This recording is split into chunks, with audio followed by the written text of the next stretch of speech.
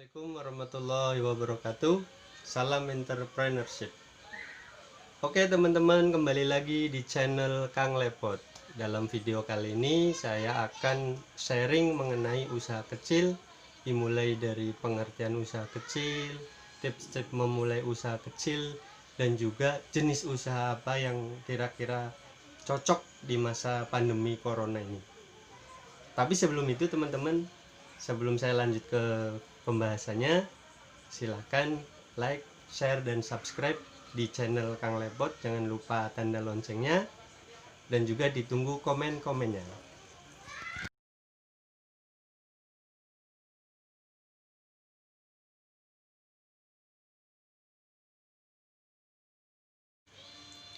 Oke teman-teman, dalam pembahasan kali ini pertama saya akan menjelaskan definisi apa sih usaha kecil itu. Nah, perlu teman-teman ketahui, mungkin teman-teman udah tahu dari referensi, mungkin dari Google, dari buku-buku yang lain atau apa gitu, definisi usaha kecil itu apa gitu. Usaha kecil itu usaha perorangan yang mempunyai nilai aset di luar aset tetap. Apa sih aset tetap itu? Aset tetap itu bangunan dan tanah. Nah, maksudnya di luar aset tetap yaitu aset perdagangannya itu maksimal 200 juta. Nah, terus untuk maksimal omset itu senilai 1 miliar. Nah, dibandingkan dengan usaha rumah tangga, tentunya usaha kecil akan lebih besar, karena kan usaha rumah tangga kan dikelola rumah tangga dan pengelolaan keuangannya pun itu campur dengan keuangan rumah tangga gitu. Terus usaha kecil ini tentunya akan lebih efisien dan fleksibel karena pengelolaan keuangannya pun udah diatur sedemikian rinci gitu untuk keberlangsungan usaha itu gitu. Mungkin itu. Kalau untuk lebih jelasnya mungkin teman-teman bisa googling atau cari referensi lain mengenai pengertian usaha kecil gitu. Kalau saya ada salah mungkin mengenai pengertian itu, bisa teman-teman koreksi di komen-komen yang tersedia di video ini gitu teman-teman. Oke, mungkin dari saya itu untuk penjelasan mengenai pengertian usaha kecil. Oke, dan selanjutnya teman-teman, sebelum membahas ke tips-tips memulai usaha dari nol, saya akan bercerita dulu sedikit gitu. Teman-teman mungkin termasuk saya gitu kan, mempunyai keinginan di luar kita harus bekerja, mungkin ya, mungkin punya keinginan untuk mempunyai usaha sendiri gitu, usaha sampingan, ya usaha kecil-kecilan gitu ya. Nah, tapi kan kadang kita mikirnya gimana sih cara memulai usaha kecil gitu, usaha sampingan bisa juga gitu teman-teman yang masih bekerja atau masih sekolah, pelajar dan mahasiswa gitu. Nah, mungkin gitu, saya pun merasakan itu gitu ketika saya masih bekerja dulu. Saya pun mikirnya gimana sih cara mendapatkan penghasilan yang kira-kira lebih gitu, karena kan namanya kita bekerja kan udah ada patokan gaji kita seberapa gitu kan, dari dulu saya gitu. Dan sekarang saya posisi memang sudah tidak bekerja gitu kan, saya punya usaha sendiri walaupun itu kecil gitu, tapi nggak ada salahnya dalam video kali ini saya berbagi atau sharing mengenai tips-tips yang saya dapatkan dari orang-orang yang saya jumpai yang memang sudah melakukan usaha itu, ataupun dari referensi-referensi yang saya simpulkan, yang saya list di dalam otak saya gitu. Nah, gitu. Kira-kira gimana sih cara memulai usaha kecil gitu.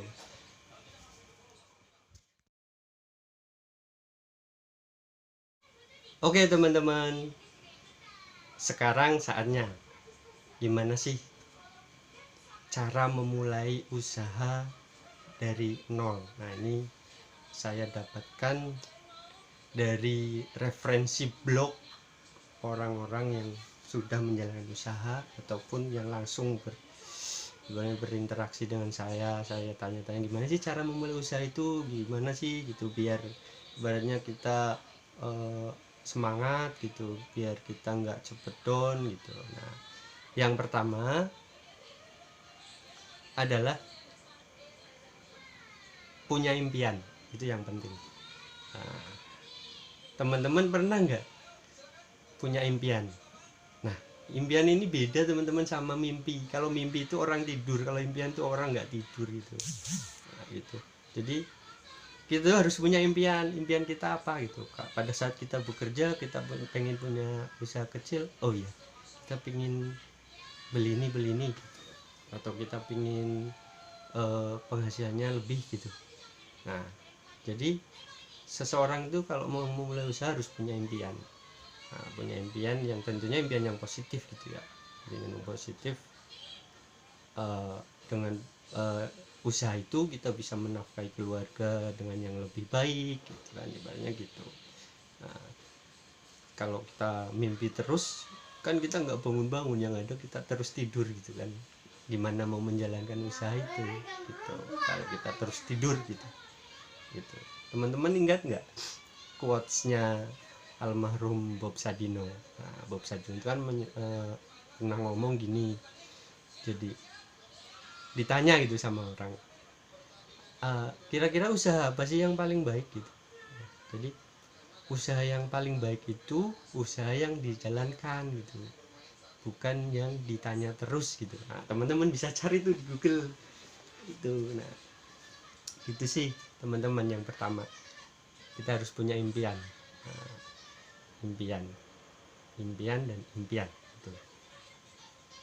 Terus yang kedua, kalau kita punya impian, otomatis kita kan punya apa namanya, minat, hobi, bisa juga ya, minat, hobi, atau keinginan melakukan sesuatu hal yang kira-kira banget gitu, sesuai dengan jiwa kita, sesuai dengan kemampuan kita. Kira-kira usaha apa itu? Itu yang kedua, harus mempunyai minat dan niat. Nah, kalau kita punya impian kita nggak punya niat, sama aja teman-teman gitu. Jadi yang kedua kita harus mempunyai minat dan niat gitu. Inna a'malu bin niat. Nah, jadi kalau sesuatu tergantung niatnya gitu. Tentunya niat yang positif teman-teman, karena kan dengan memulai usaha ini kan bukan cuman kita mencari keuntungan gitu, tapi gimana kita selain mencari keuntungan kita dapat berkahnya, dapat pahalanya gitu loh teman-teman ya gitu. Nah, mengenai minat, minat ini tentunya teman-teman yang tahu gitu. Misalnya teman-teman punya minat di bidang perdagangan gitu, di bidang apa misalnya kayak fotografi, atau apa ibaratnya speaker, atau bidang vlog, bidang mengenai handphone gitu, teknik apa perbaikan handphone apa gitu. Minat yang tahu teman-teman sendiri gitu. Jadi intinya di situ harus punya minat.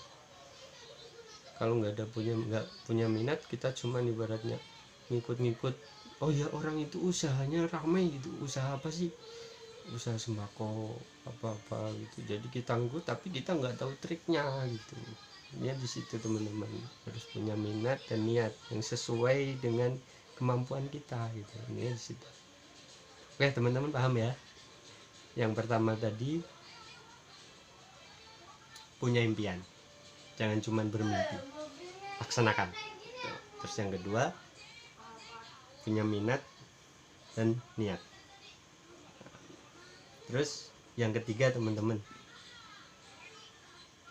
ini yang agak riskan gitu, krusial, bahasanya krusial, karena berhubungan dengan keuangan.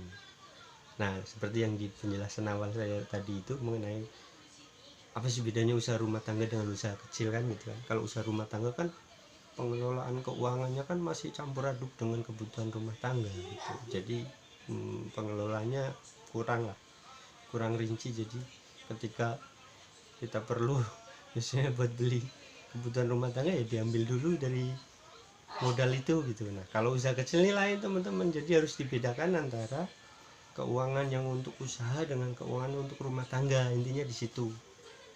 Nah, harus tahu dulu teman-teman sebelum memulai usaha itu. Jadi lakukan pengelolaan keuangan dengan baik. Nah, harus dipisahin mana uang yang buat usaha, mana uang yang buat lain, buat rumah tangga, buat kesehatan, itu harus lakukan. Kalau perlu teman-teman bikin checklist pengeluaran, itu ya ada bukunya itu, pemasukan dan pengeluaran omset hari ini gitu. Nah, itu lebih bagus teman-teman. Nah, itu lakukan keuangan. Kalau enggak, lakukan dual control. Dual control ini apa?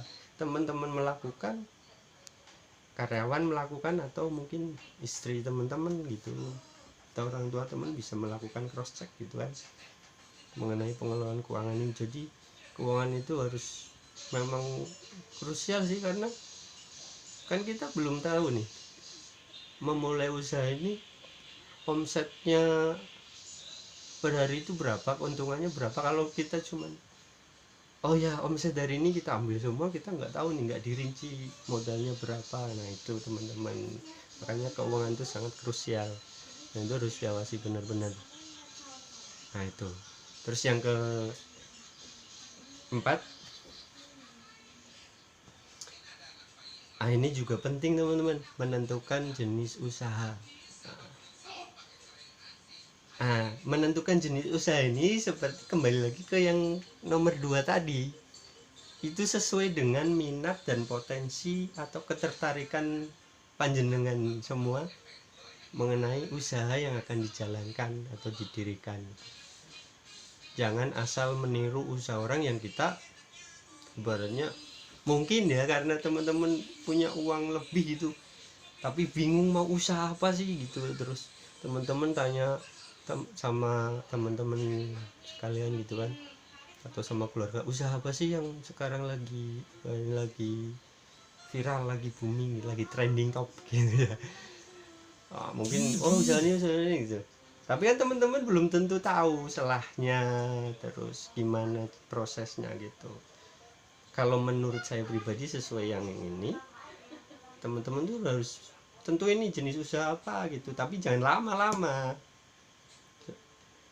Kalau kita mikir terus, kapan kita akan menjalankan usahanya itu kan, itu tentukan sesuai minat potensi teman-teman.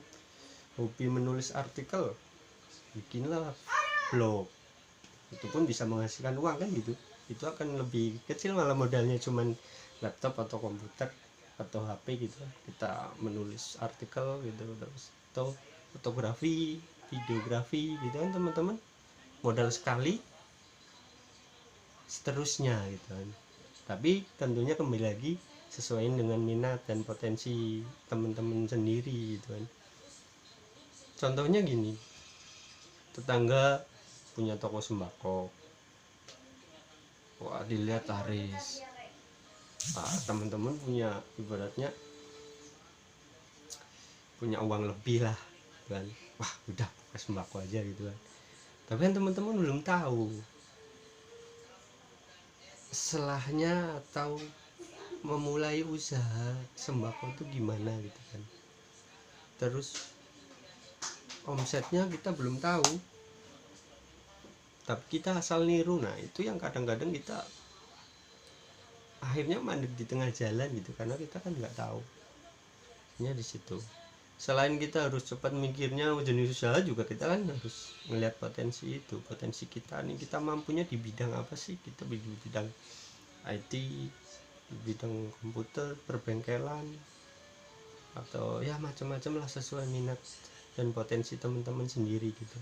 Terus ketertarikan bisa juga ketertarikan, tapi diimbangi dengan paling enggak tahu dulu sebelum memulai usaha itu. Tahu kita tertarik misalnya mau bikin usaha Thai gitu, Thai atau bubble gitu. Nah kita kan harus research dulu, riset cara-caranya bikin, terus masalah pemasarannya gitu kan di situ teman-teman. Jadi sesuaikan dengan minat dan potensi panjenengan masing-masing. Yang kelima, Nah ini yang kelima, ini prinsip teman-teman. Prinsip saya sendiri, bagi saya sendiri ini prinsip karena saya kan dulu kalau boleh cerita teman-teman, saya dulu kerja di bank. Kenapa saya keluar dari bank? Tentunya kan ada salah satu sisi yang memang prinsip saya gitu. Prinsip saya setelah saya dapat, ibaratnya dapat bahasanya hidayah masalah riba. Nah, tapi saya nggak menjustifikasi orang-orang yang ibaratnya yang masih bekerja di bank itu, enggak. Itu prinsip buat saya gitu kan, karena saya udah lumayan lama bekerja di bank. Setelah itu saya ngerasa, dan dorongan dari orang tua juga itu, kalau ada yang lebih baik atau bisa memulai usaha sendiri ya lakukanlah, yang penting banyak hindari itulah gitu. Nah ini yang prinsip yang kelima, tips kelima, jangan pernah berpikiran hutang. Maksudnya jangan pernah berpikiran hutang itu, jangan pernah berpikiran hutang ke bank untuk memulai usaha. Nah gitu teman-teman. Terus gimana kalau misalnya kita nggak punya uang, kita misalnya masih bekerja gitu kan, mau memulai usaha, kalau nggak utang gimana? Ya teman-teman tentunya tahu lah, banyak sering ngeliat di YouTube atau di pengajian referensi lain kan, ada banyak cara kok ibaratnya selain berhutang di bank. Dan itu dari cara yang soft gitu, soft cara yang ringan gitu, sampai cara yang maksudnya ekstrim gitu ya. Dari mulai pinjam modal ke orang tua tanpa bunga, pinjam modal ke teman gitu, atau jual aset. Nah ini yang paling ekstrim nih, jual aset, karena saya pernah dengar gini, untuk menghindari riba gitu ya, seorang yang mau memulai usaha itu sampai rela menjual mobilnya ke temannya. Tapi menjual mobilnya gini teman-teman, jadi ceritanya gini, ketemu temennya gitu kan, langsung saya mau jual mobil nih, tak jual nih mobil saya 50 juta, mau buat modal usaha kamu. Nah, tapi nanti setelah saya balik modal atau saya punya uang, akan saya beli lagi gitu. Itu salah satu cara teman-teman. Tentunya dari cara yang ringan, itu yang ekstrim lah sampai menjual mobil itu kan, karena untuk menghindari yang ini, hutang ke bank ini gitu. Kalau cara yang kalau misalnya kira-kira orang tua mampu memodalin, ya apa salahnya kan meminta ke orang tua gitu, atau pinjam ke teman. Nah pinjam ke teman ini juga jangan sampai beratnya kita pinjam 1 juta, kita ngembaliin 1.200.000, terus yang 200 itu uang apa coba teman-teman. Karena dalam sepengetahuan saya, kelebihan itu ya termasuknya riba gitu kan gitu. Teman-teman bisa kayak gini caranya. Ini pun saya dapatkan dari pengajian ya, ceramah gitu. Caranya dengan minjem ke teman gitu, jangan bilang pinjam teman-teman, jadi bagi hasil. Nah bagi hasil, jangan bilang ke teman tuh, mau nggak nanam modal nih, saya mau memulai usaha. Jangan, karena kalau nanam modal kan pasti ditanya mau ngasih berapa persen gitu. Nah itu persennya itu teman-teman. Kalau teman-teman bilangnya, ayo saya mau memulai usaha nih, mau nggak kira-kira kita bagi hasil gitu. Nah bagi hasil itu kan teman-teman fair, nggak ada yang salah satu dirugikan. Karena ciri-cirinya riba itu kan ada salah satu pihak yang dirugikan gitu. Nah kalau bagi hasil, jadi misal nih teman-teman punya modal 1 juta, terus temennya sampean, temennya temen gitu, temennya teman-teman tuh punya 1 juta juga, kan 2 juta ya. Nah dari 2 juta itu kita memulai usaha, hasilnya nanti berapa, anggap aja sebulan gitu ya, sebulan tuh hasilnya berapa, setelah dipotong biaya operasional buat karyawan, modalnya beli barang dagangan apa gitu. Nah, itu misal sisanya berapa, nah itu teman-teman bagi berdua gitu, misalnya 2 orang gitu kan, itu lebih fair dan nggak akan memberatkan teman-teman, karena kan memang nggak ditarget untuk mengembalikan tiap bulan tuh berapa gitu kan gitu. Yang ada kan seringnya misal nih saya punya usaha, terus ada temen mau ngasih modal gitu kan, minta kasih modal 10 juta, minta 10%. Nah, yang tiap bulan kita bayar 10% itu, kelebihan itu yang saya sendiri pun nggak setuju gitu. Dan dalam agama itu nggak boleh gitu. Yang ada kan misalnya kayak gitu kan, 10 juta kita ngembaliin per tiap bulan, selama kita belum bisa mengembaliin yang 10 juta, kita tetap kembali yang 10%. Itu sangat memberatkan teman-teman, karena kita kan belum tahu omset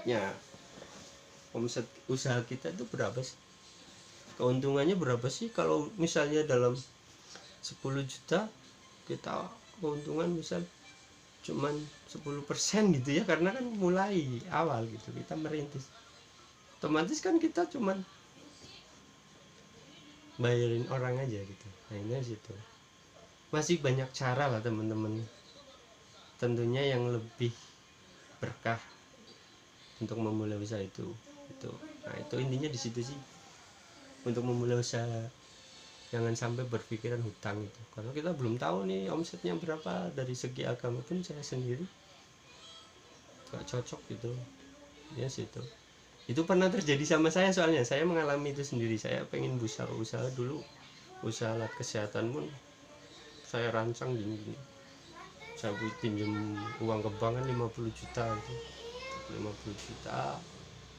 Terus udah dirancang nih, saya mau menawarkan alat kesehatan kemana mana, ada kenyataannya kan nggak sesuai dengan ekspektasi kita gitu. Nah, ya di luar itu ya mungkin Allah memberikan ibaratnya jalan usaha yang lain gitulah, nggak di situ gitu. Itu sih ya, intinya di situ teman-teman. Yang keempat, yang kelima teman-teman ya, jangan berpikiran untuk utang di sini utang modal ke bank, yang memberikan bunga gitu ya. Kalau yang utang yang memberikan bunga ya nggak apa-apa sih, artinya misal kita pinjam modal 5 juta ya kembali 5 juta gitu kan. Atau sistemnya yang kayak tadi, bagi hasilnya berapa dalam 1 bulan, dipotong biaya operasional. Nah itu yang kita bagi berdua gitu kan di situ, dengan perjanjian awal seperti itu, nggak ada yang dirugikan intinya di situ. Dan perhitungannya kan jelas, selama syarat yang nomor 3 tadi, pengelolaan keuangan itu dilakukan dengan baik di situ. Nah untuk masalah yang jangan berpikiran hutang itu sampai di sini. Nah terus yang kelima ini cocok nih untuk anak-anak milenial yang pengen punya usaha, dan tentunya yang aktif di media sosial ya. Yang kelima ini untuk memulai usaha dari nol harus rajin promosi. Nah, rajin promosi ini kalau zaman sekarang kan medsos udah ibaratnya HP kan nggak pernah ketinggalan gitu. Dompet bisa ketinggalan tapi HP kan nggak ketinggalan pasti.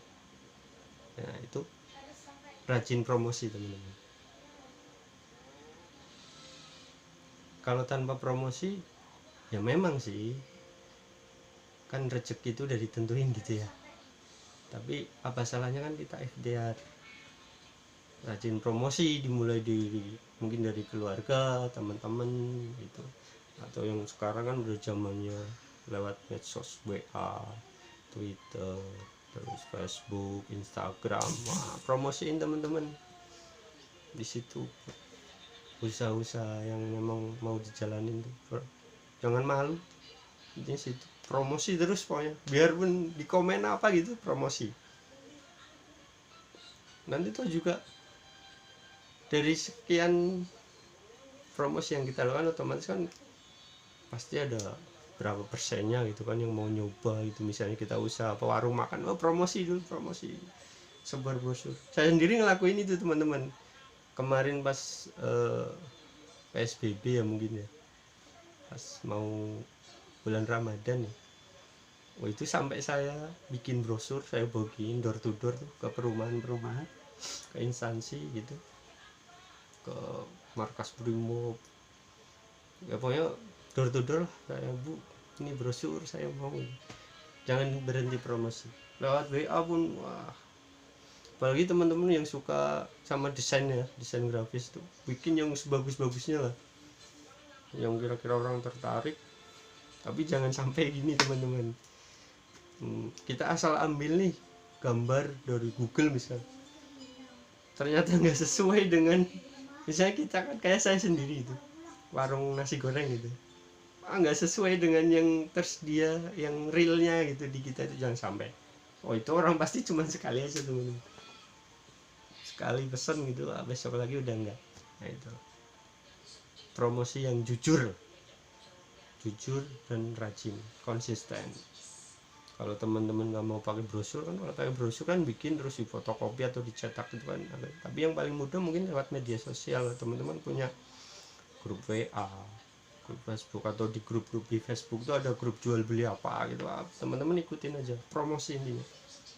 Jangan malu lah, ketemu orang kasih brosur atau minta nomor WA-nya, nanti promosi gitu. Nah, itu yang keenam.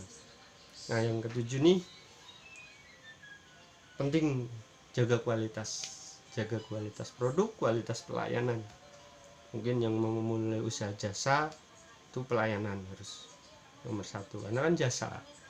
Nah kalau usaha perdagangan produk teman-teman, nah, jangan sampai mengurangi kualitas itu. Kayak misalnya warung makan atau sembako atau apa, nah kualitas tetap harus dijaga, konsisten, jangan ibaratnya. Contohnya misal saya sendiri ya, warung nasi goreng itu, saya pun berusaha menjaga kualitas itu. Kualitas apa? Kualitas porsi sama kualitas rasa. Kalau perlu ditingkatkan rasanya. Kalau kualitas porsi kan ya kita kira-kira lah, kita sesuaikan dengan mungkin harga sembako atau harga apa gitu ya. Itu teman-teman, kualitas. Masalah kuantitas nanti, tapi kualitas dulu. Kualitas kalau jasa pelayanan, teman-teman mau misalnya jasa antar barang, pelayanannya harus berkualitas dong, nggak asal ibaratnya kan. Pelayanan itu nomor satu kalau untuk di bidang jasa ya, kayak jasa bank, jasa ya pokoknya yang berjasa lah, pelayanan itu nomor satu. Itu teman-teman, itu yang ketujuh ya, jaga kualitas. Yang kedelapan, fokus di sini ya teman-teman tentunya udah tahu fokus ya, namanya kita fokus kan berarti fokus sama satu, bukannya fokus dua tuh bukan fokus, itu bercabang. Makanya teman-teman, bagi yang masih bekerja mungkin ya disebutnya usaha sampingan, karena kan nggak bisa fokus ke satu, itu sampingan. Kalau sampingan ya mungkin hasilnya kurang gitu kan. Nah di sini fokus dengan usaha itu, jangan berpikiran misal udah punya usaha satu ini pikiran pengen usaha yang lain, ngeliat sana tertarik, tapi fokuslah coba dengan ini, insya Allah ada jalan gitu.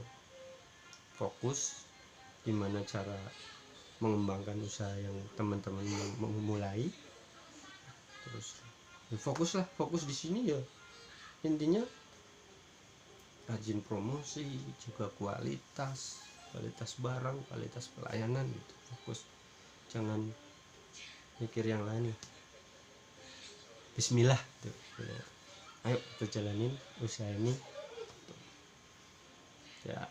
Intinya dalam usaha kan bukan cuman mencari keuntungannya, karena dalam usaha ini yang saya tahu, usaha itu nggak harus ibaratnya melulu mikirin apa untung gitu, tapi gimana kita menyenangkan orang lain gitu, menyenangkan dalam artian positif. misalnya kayak warung makan apa ibaratnya, dengan orang mengeluarkan uang dia merasa ibaratnya kenyang, enak makannya gitu. Situ nggak cuma mikirin untung, situ fokus teman-teman tuh. Terus yang kedelapan, memiliki kejujuran. Wah, ini juga lumayan mantap teman. Miliki kejujuran, tentunya harus jujur, syaratnya ya memang harus jujur. Jujur ke pelanggan, jujur ke rekan bisnis, atau jujur pada diri sendiri gitu. Jujur ke pelanggan ya jujur, kan kadang ada kita dengar di pasar ya, kita mau beli misalnya beli bawang gitu ya, 30.000 gitu, 30.000, terus kita tawar 20.000 gitu. Kadang kan penjualnya tuh ngomong, belum sampai modalnya gitu ya, gitu. Nah, kalau saya sih kurang serak dengan itu gitu, hanya belum sampai modalnya, kan kita nggak tahu modalnya. Nah, gitu mendingan nggak usah bilang gitulah teman-teman, ya belum bisa gitu, dengan harga segitu gitu. Tuh, jujur sama rekan bisnis ya, tadi mengenai pengelolaan keuangan tuh yang penting yang jujur. Terus memiliki kejujuran sama rekan bisnis, mungkin sama ya sama diri sendiri pun gitu ya, beratnya jangan sampai kita berada di hati nggak fokus, nggak jujur, itu nggak sesuai dengan minat kita gitu. Yang ke-9 ini, rajin berdoa. Segala sesuatu itu tanpa doa kayak kurang pas gitu.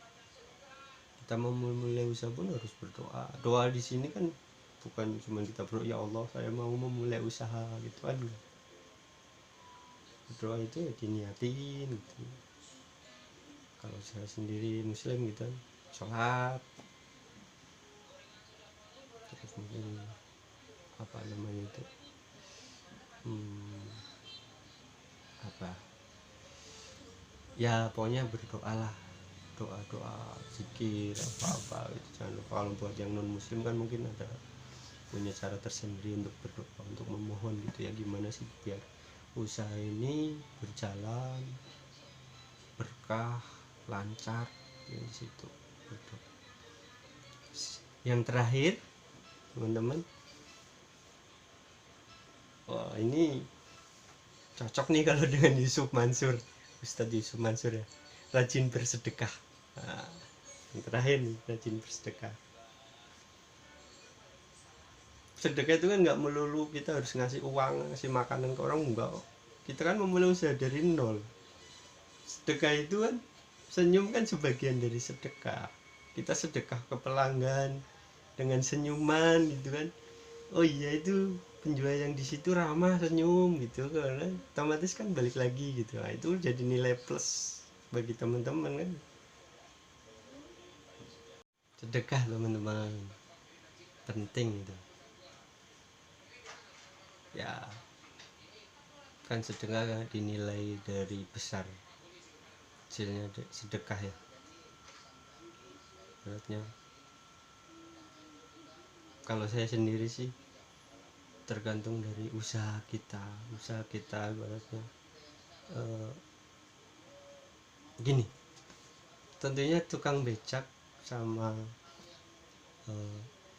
ya orang kaya mungkin ya kan beda ya sedekahnya gitu, mohon maaf maksudnya. Kalau kita cuman ngelihatnya dari besar kecilnya gitu, tapi mungkin, dan saya yakini itu ya, Allah tuh nggak ngelihat dari besar kecilnya kita sedekah gitu kan, tapi dari usaha kita untuk mencari kayak uang gitu, mencari uang untuk sedekah itu gitu kan. Kalau kita lihat dari besar kecilnya ya, orang kaya tentunya pahalanya lebih banyak gitu kan. Itu teman-teman, sedekah nggak cuma Yusuf Mansur aja, tentunya ustaz-ustaz lain pun menyarankan jangan lupa sedekah. Sedekah dalam hal ini yang sederhana lah tadi, yang berarti senyum ke pelanggan walaupun hati kita mungkin capek gitu ya.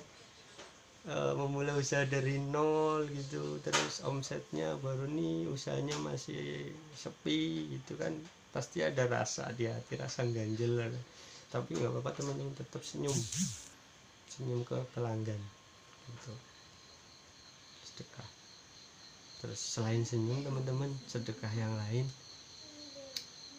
kita ajak ngobrol ya tuh konsumen gitu ya, maksudnya mungkin cuman sebentar gitu, paling enggak nyambung sama pelanggan gitu.